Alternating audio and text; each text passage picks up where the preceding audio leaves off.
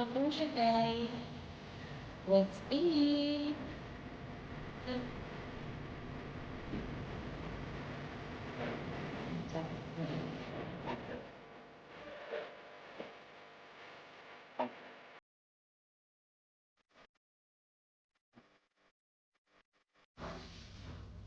Hello everyone, magandang umaga po sa inyong lahat.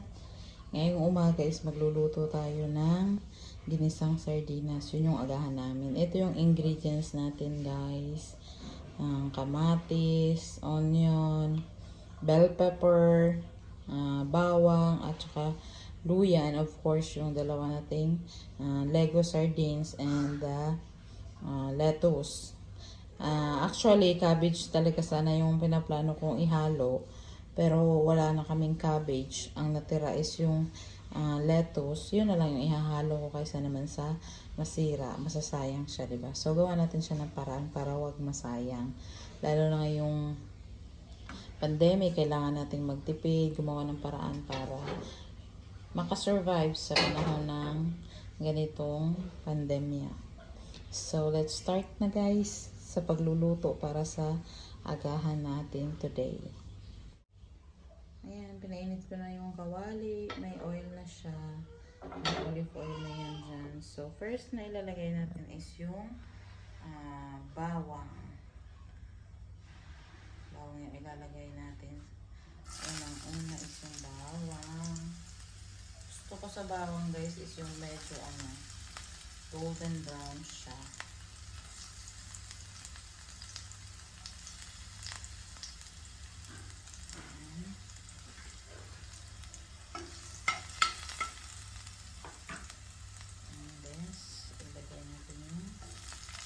Yes.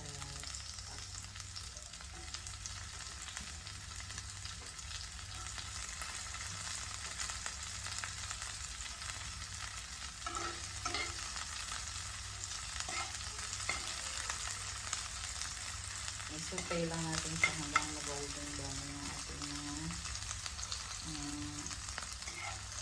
yung ating bawang at yung ating sibuyas.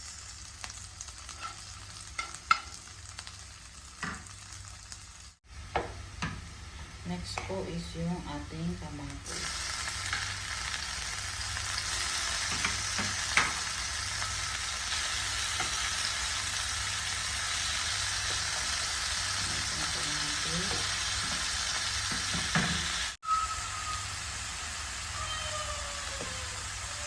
Ayan po, yung ito natin yung luya. And then yung bell pepper.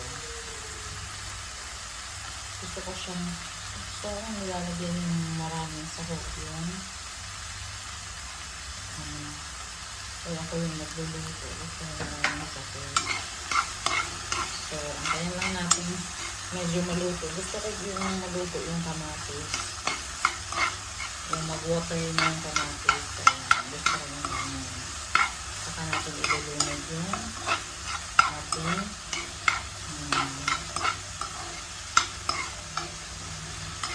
sardines. Halo-haluin lang natin hanggang mag-water na yung tomato. Saka natin siya ilulunod. So, ayan na, guys. Ito na yung natin. Mag-water na yung tomato natin. And then, ready na siya para ilagay yung ating sardines.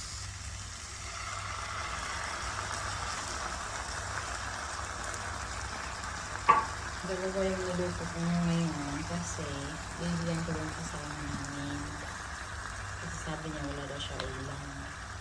So, sharing is caring. So, bibigyan natin siya. Ayan.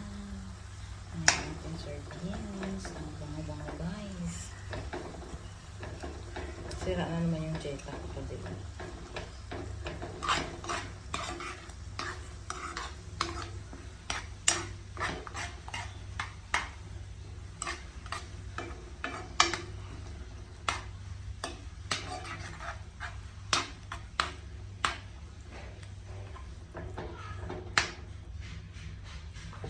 And then, lagyan natin siya ng konting tubig para may sabaw siya. Nagpainit na ako ng tubig. Ayan, lagyan natin siya ng konting tubig para may sabaw tayo. Alam mo naman, sabaw is life. So, ayan. So, pakuluan lang natin siya. Ayan lang natin kumulo yung tubig na nilagay natin, mga ilang minutes, 1 minute or 3 minutes, ganyan. Ayan na guys, kumukulo na siya, and then add salt.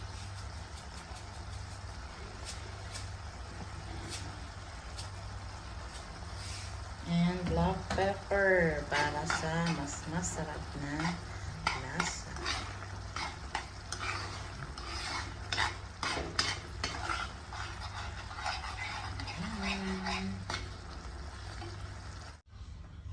Ayan na guys, ilalagay na natin yung ating lettuce or cabbage. Pwede na siya guys, ha? Salamat na lang ako kasi nung pumunta ng city yung asawa ko, kasi inutusan ng amo namin, nakabili siya ng sardinas. Kasi dito sa Kuwait, ayaw nila yung sardinas. So nakahanap siya ng Pinoy store doon. So bumili siya. Kaya nakapagluto ako ng ganitong ulam. Kasi namimiss ko na siya sobra. Kasi nga, hindi sila nagluluto ng ganito dito. Ayaw nila yung amoy nito. Kaya, nung pumunta ng city yung asawa ko, bumili siya. And then, ayan, pagluto na. Umalis na yung amo ko. Kaya, pagluto na. Ayaw nila yung amoy nito kasi daw, mabaho. Oh my God, ang bango-bango nga. So, ayan na guys. It's ready na. Ayan, let's eat na. Luto na siya guys. Ayan, luto na. Lagyan natin ng konting dekorasyon. Konting kulay para sa ating sardinas. Ayan. So, kainan na guys. Try nyo. Sobrang sarap at saka sobrang napakamura ng sardinas. Ng mga ingredients na yan. Murang-mura lang.